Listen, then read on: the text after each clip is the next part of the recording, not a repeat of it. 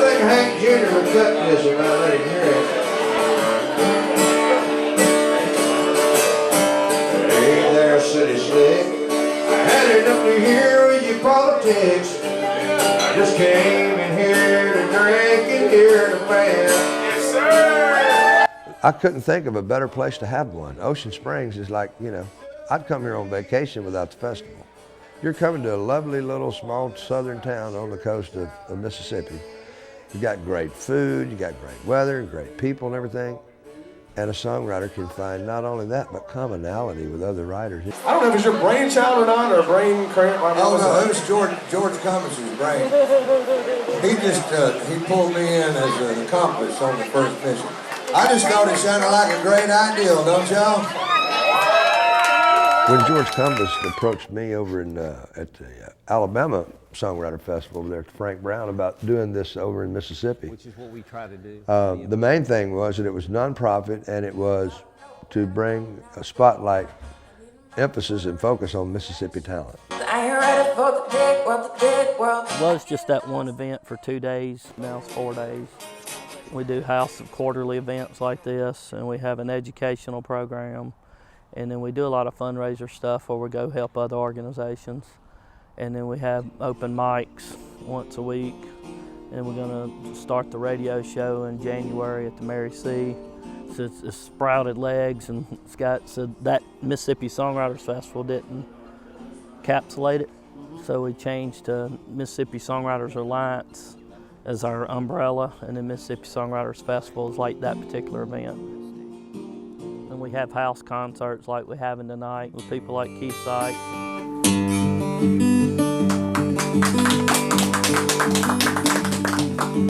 I come from a broken home, but I still have memories of a not so broken childhood that mean all the world to me.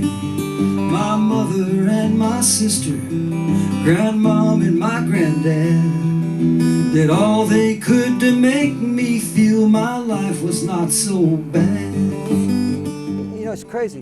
You can go to play a club, not just a music venue, but just a regular restaurant / music place.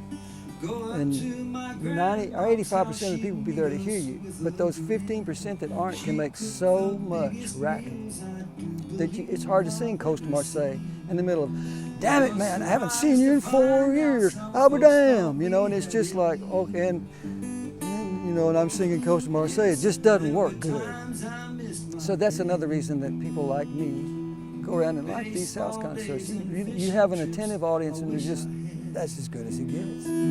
But I was taught to live and learn. As we've grown, we've also educated the public, and this is, you know, something that we've tried to do. The listening room environment that we're trying to instill.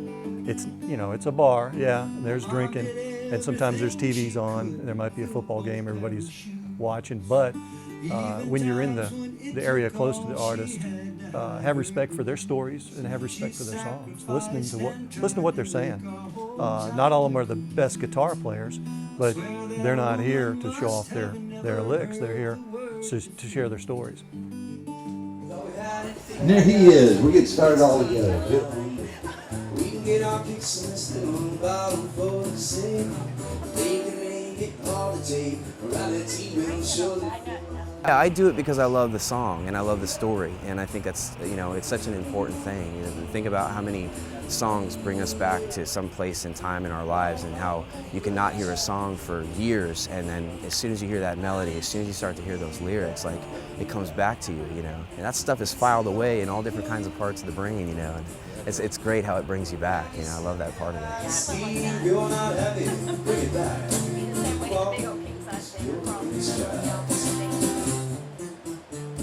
So there's some writers that just write the lyrics and don't write melody or don't write music. And there's some people that sing but don't write. And it takes everybody. You need a songwriter and you need an artist to sing it. I think a lot of us had that choice to make at some point. Did we really want to get all that attention and glory and accolades and all that, or did we really want to just pull back and kind of get into the essence of the music? And we made that choice. So if you go to Indiana, And you know, you ask somebody who wrote some big song, there's 90% chance that no one's going to know who wrote that song. And that's still cool. That's the way it's always been. And I'm not picking on Indiana by any stretch. I'm just saying anywhere. You can go to Kentucky or Mississippi, wherever it is, and most people still know the stars, and they don't know exactly who wrote the song because they don't care. They got lives to take care of. They got kids to raise. You know, the boss is threatening to fire them, or maybe they lost their job today. And when they come out to hear you, really they don't care about anything except the music, because that's what you're selling the medicine that they need for the day. And that, to me, that's the. So it all, to me, in all fairness, it all really comes back around to the music. You hear a song in its raw form by the person that wrote it, and there's something different about it. There's something so special about that, you know. So, and it's an honor to be around those guys that have kind of paved the way for all of us and have made us want to write songs and get better at what we do, you know. It's awesome.